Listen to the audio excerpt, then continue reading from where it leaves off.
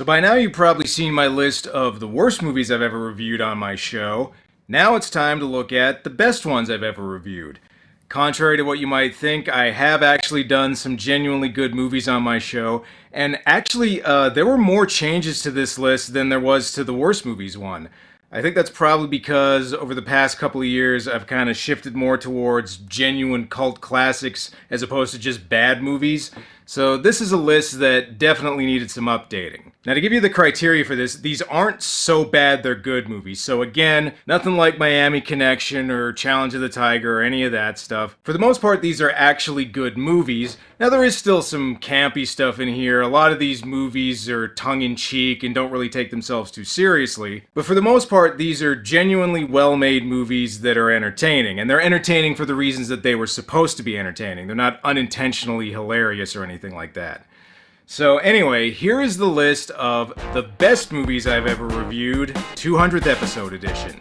Oh yeah, this is gonna be good. Number 10, Felidae. Now this is one that was also on my last list of the best movies, and you might remember this as the crazy German cat movie, but as weird as it is, it actually is worth checking out. What's weird about this one is that if you look at the character designs and the animation style and just the fact that it's about talking animals, that might lead you to believe that it's a kid's film. And even if you look at the cover, you might think, oh, this seems harmless. This seems like something I could put on for the kids. But that is not the case because this is not appropriate for kids at all. They do horrible, horrible shit to these cats. For animation fans who want to see something more adult and want to break out of the usual anime Ralph Bakshi stuff, this is a good one to check out. It's very unique among adult animated movies. This movie goes even further than Watership Down as far as doing horrible stuff to cute cartoon animals. But even if the story or the style of this isn't really your thing, it's still a very well-made movie. The animation is very, very good, and it has some really memorably disturbing scenes, like the nightmare sequence where Francis is imagining the priest and he's got all the cats on the strings, or the final battle between him and Pascal. Again, even if you don't necessarily like this movie, I guarantee you you're not going to forget a lot of parts of it. So yeah, for adventurous animation fans, this one's definitely worth giving a look if you can find it, because I don't think it's commercially available anywhere in North America.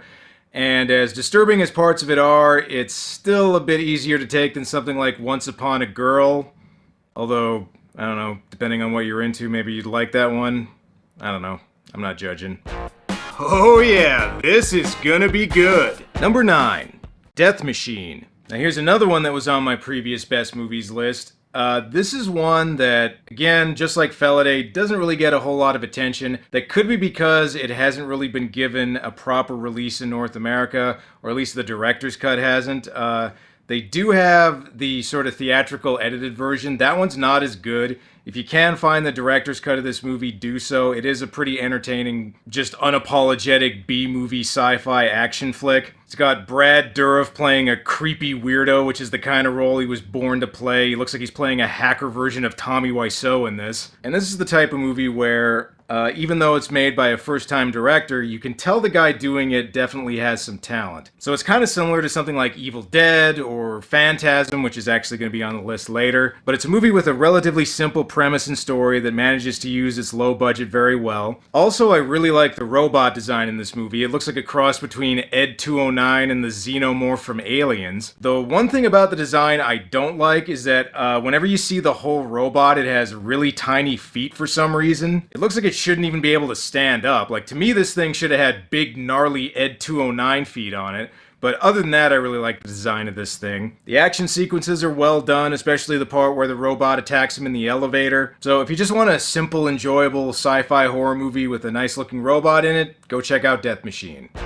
Oh yeah, this is gonna be good. Number 8, From Beyond. Now here's the first newcomer on this list. This is from Stuart Gordon, who also made Reanimator, which was an adaptation of an H.P. Lovecraft story. And like Reanimator, even though this is based off a Lovecraft story, it's not really that Lovecraftian in tone. It's more of an 80s effects gore showcase. Like a much better Lovecraft movie is In the Mouth of Madness, which isn't even a real Lovecraft movie, it's just inspired by Lovecraft. But having said that, even though this really doesn't have a ton in common with H.P. Lovecraft, it's still a really fun movie. One of the best things about it is the look of this movie, not just for the creature effects where you've got lots of weird mutating monsters kind of like in The Thing, but you've also got that really bright neon 80s lighting to everything, which helps to set this apart from your typical horror monster movie. I like how whenever the resonator isn't turned on, the lighting and the look of it's more conventional, and then as soon as they turn it on, once they open the door to the other dimension, then everything gets all weird and crazy. It's also got a very good cast. You've got Jeffrey Combs actually playing a good guy, even though he technically wasn't the villain in Reanimator, he was still kind of creepy and weird. You've got Ken Foree, Barbara Crampton. I don't remember the name of the guy who plays the villain, Pretorius, but he's also very good in this. Even though this movie doesn't have as big of a reputation as Reanimator does, you can still tell that Stuart Gordon and everybody involved was having fun with the bigger budget they got this time. He really goes over the top with the monsters and the slime and the weird lighting. So if you like stuff like The Thing or Cronenberg's version of The Fly and you want to see something that is a bit more tongue-in-cheek, doesn't take itself quite as seriously, I recommend From Beyond. Oh yeah, this is gonna be good. Number 7. Demon Knight, or Tales from the Crypt presents Demon Knight if you want the full title. Now if you go back to my first best movies list, you may notice that this was actually below Death Machine on that one. I've actually moved it up a bit here because now that I've had more time to think on it, I don't know, I find myself returning more to this one and liking it more and more. And again, this is a movie that doesn't really have a very good reputation. It got bad reviews when it first came out. And even today, not a lot of people seem to appreciate it, and I'm not sure why. I'm not saying this is like an all-time horror classic or anything like that, but as far as just accomplishing what it set out to do, which is just be a fun, enjoyable horror comedy, I think it accomplished that. I've mentioned this many times before, but Billy Zane is a great villain in this movie. Sometimes he's creepy, sometimes he's charming, sometimes he's funny, and then sometimes he moves between all three of them in one scene. This movie's worth watching just for him, but another thing this movie has going for it is that the rest of the cast is also good. You got Bill Sadler, you got Thomas Hayden Church, CCH Pounder, hell, even the guy who was the voice of Roger Rabbit was pretty good in this. And even though it's less comedic than Bordello of Blood was, when this movie tries to be funny, it's way funnier than a lot of Bordello of Blood. A lot of the humor in that one was just kind of awkward and forced. Another thing worth mentioning is that as a horror movie with a kid in it, 1, he isn't annoying, and 2, they actually have the balls to kill him in this. In a shitty horror movie, he'd be the only one to survive at the end, or he'd be the one that would kill Billy Zane or something stupid like that. So this is easily the best of the official Tales from the Crypt movies. Not the best Tales from the Crypt inspired movie, I'll get to that one later, but still, a movie that deserves a better reputation than it has in my opinion. Oh yeah, this is gonna be good. Number 6, Hardware. So here's another killer robot in a building movie, so this can keep Death Machine some company. In fact, a lot of people said that Death Machine almost seemed like a remake of this movie, which I guess would make it another adaptation of that 2000 AD story. But I put this one a little higher than Death Machine because 1, it was released first, and 2, this has quite a bit more style to it than Death Machine does. Probably the most impressive thing about it is that for a movie that only cost $1.5 million, this does a really good job of making a grungy, dirty, believable post-apocalyptic world. I'm a big fan of that late 80s, early 90s cyberpunk style, and this is one of the most cyberpunk movies that's ever been made. Also, Richard Stanley does a really good job of squeezing a lot out of what is a pretty thin story, because there's really not a whole lot of plot here. Basically, the guy finds the robot head, he gives it to his girlfriend, it rebuilds itself, and then it terrorizes her in her apartment, and that's basically the whole movie. But it's never boring, and it's actually pretty tense in a lot of places. And like a lot of the movies on this list, it has a really good cast, even if it's mostly character actors or sort of lesser-known actors. A good example of this is William Hootkins as the slimeball neighbor, and actually he was in Death Machine too, so that's another similarity. But he does a really great job just being a real pervy piece of shit. And he also gets a very satisfying death in the movie too. The first thing I ever reviewed by Richard Stanley was his segment in the Theater Bazaar where it's about the guy who fucks the witch who turns out as a frog monster or whatever. Was not a big fan of that, but Richard Stanley is a genuinely talented director and this movie shows that. Also, even though it's not on this list because I haven't done it, check out the movie Dust Devil. It's a lot harder to find than Hardware, but that one's also worth checking out.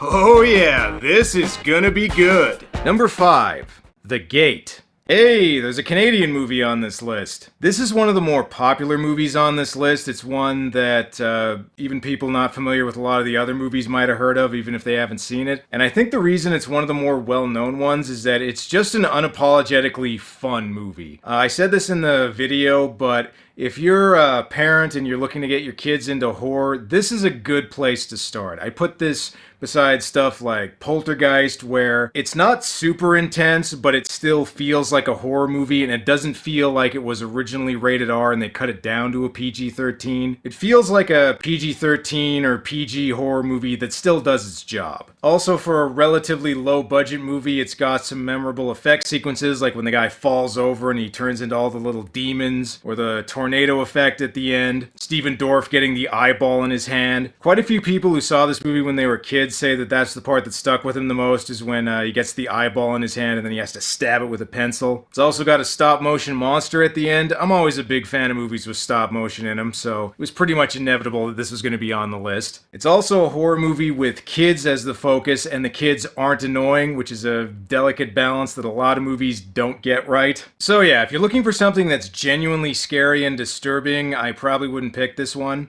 But if you want something that's just fun and enjoyable and you can maybe watch with your kids and they'll like it too, this is a good one.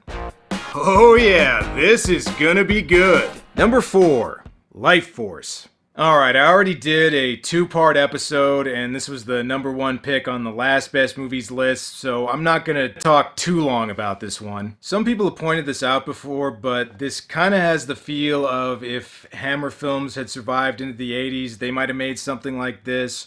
Or it's kind of similar to some of the Quatermass movies. But I think a big part of this movie's appeal, at least for me anyway, is that arguably more than any other movie, this feels like a blockbuster exploitation movie. Just the plot about naked space vampires which suck people's energy out, that sounds like the type of thing you'd normally see in like a low-budget drive-in movie. But here it is as like a big-budget movie with lots of really expensive effects and crazy sequences and London getting overrun by zombies at the end. And it's also the kind of movie that definitely would not get made today. Like if they did make it, it would either be much, much lower budgeted, or if they did give it a decent budget, it wouldn't be rated R. So this is the kind of movie that we're probably never going to see again. And even though I've said this before, it's starting to get a bit of a cult following, thanks to people like me and Good Bad Flicks and a few other people that have talked about it. But I'm still kind of amazed that it doesn't have a bigger following. You would think a big-budget naked space vampire movie where Steve Railsback makes out with Patrick Stewart would have a bigger following, at least among cult movie fans. So I don't know, maybe it just needs more time to build up an audience, but hopefully I helped out with that.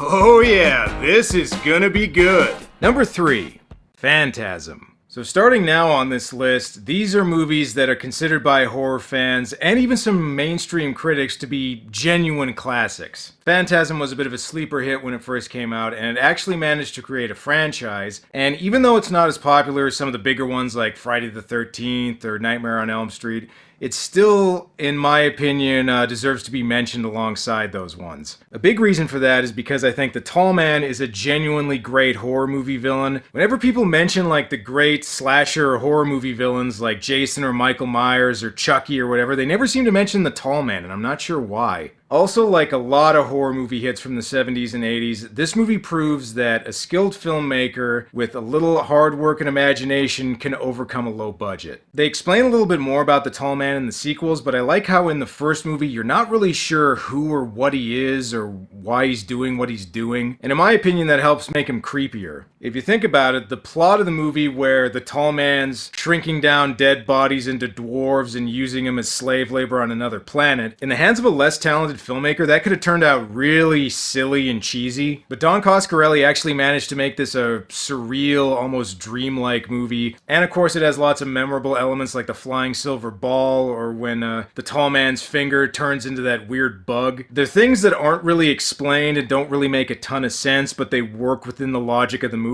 One thing I will say is that as good as the first one is, I kind of like the second one a little bit better. And if you're somebody who's interested in the history of horror movies and you haven't seen this one yet, you owe it to yourself to see it.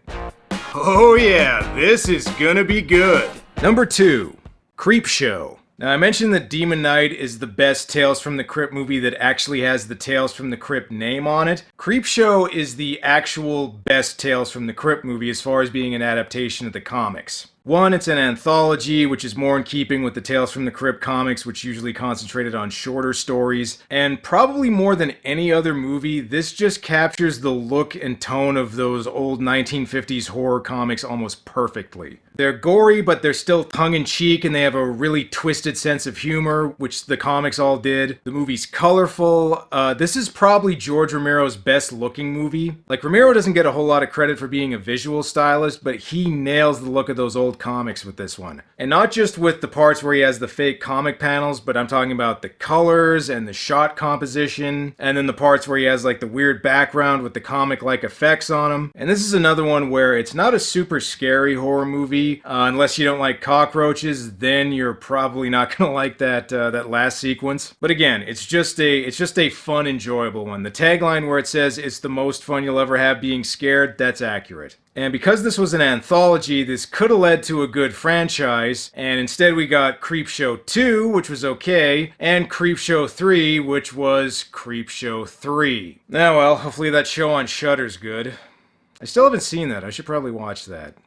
Oh yeah, this is gonna be good. And number 1, Black Christmas. Alright, a Canadian movie's number 1. Hopefully this will make up for Things in the Shape of Things to Come being on the worst movies list. I've said this before, but I kinda hate it whenever people say Halloween was the first slasher movie because it popularized slasher movies. It proved that slasher movies could be these big, profitable blockbusters, and that led to the boom in the 80s. But to me, it didn't start it. Now, I don't think you can point to one movie as starting the slasher movie genre because you have stuff like Psycho and all the Italian giallo movies from the early 70s like Twitch of the Death Nerve or Torso. But as far as the building blocks that helped create the slasher movie genre, Black Christmas is easily one of the most important ones. And it's actually closer to modern slasher movies than Psycho or any of the Italian ones I mentioned in terms of the style or the plot or anything like that. Even if you disagree that this is the best movie I've done on my show, I think in terms of the development of horror movies, this one's the most important I've ever done. Right up until the 60s, a lot of horror movies still had that very old style to them where there's a lot of old-timey castles and some guy walking down a big flight of stone stairs with some candles while bats fly by him. You know, a lot of horror movies were still like that. They were still stuck in that sort of old school universal horror type. Then in the 70s, you had movies like The Exorcist, Texas Chainsaw Massacre, and then this one, which helped to shape horror movies as we know them today. Even if they weren't necessarily gory, they were more intense, they were grittier, they were usually in more realistic, relatable settings like the suburbs or a school or something like that. So Black Christmas represents an important step in the evolution from the more old school horror movies to modern horror movies as we know them today. Another good thing about this movie is that it manages to be scary and intense even though it's really not that bloody or gory. The best example of that is the opening kill where the girl is killed by having a plastic bag put around her head. You never actually see the entire kill happen. You just see the beginning of it and then the aftermath, which is still disturbing and a very memorable image. I think that's probably why they put it on the poster. I've heard some people complain that they don't like that we never really find out who the killer is.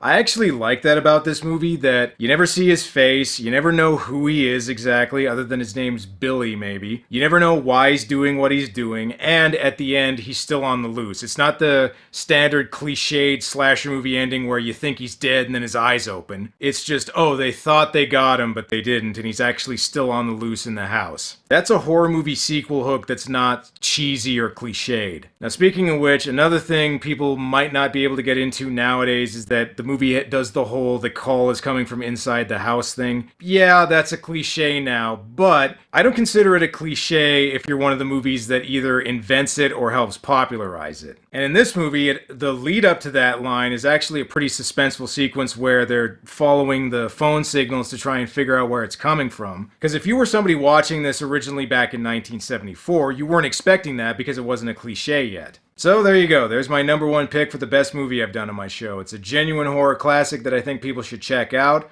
I guess now we'll wait until I get to 300 episodes and we'll see how many changes there are to this list. But until then, see you later.